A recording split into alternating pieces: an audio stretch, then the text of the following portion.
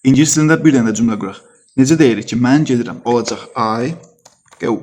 Mən işə gedirəm, bu olacaq I go to work.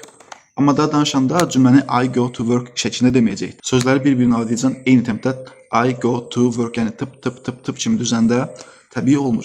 İngilis dilində nitqimizin təbii olması üçün bəzi yerlərdə sözləri bir-birinin içində nə edəcəyik? Geyindirəcəyik. Yəni I go to work yox, I go to work deyəcəyik. I go to work. İşə necə gedirəm? Avtobusla gedirəm.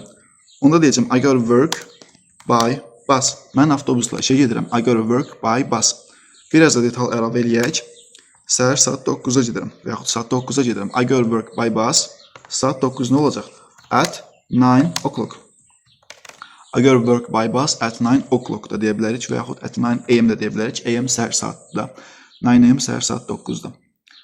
Biraz da detal əlavə eləyək ki, mən hər gün səhər saat 9-da işə gedirəm. Hər gün nədir? Every day və yaxud every morning, hər səhər.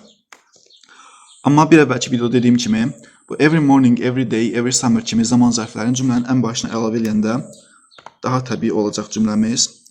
Yəni, every morning I go to work by bus at 9 am. Biraz da detal əlavə eləyək ki, məsələn yazacağım because, çünki niyəsini də yazacaq. Adam işə niyə gedər? Çünki pula görə. Çünki mənə pul lazımdır. Because I need money. Every morning I go to work by bus at 9 am because I need money. Bir anda bura and qoyuram və səni də siz artırın, kommentə yazın, yoxlayacağım.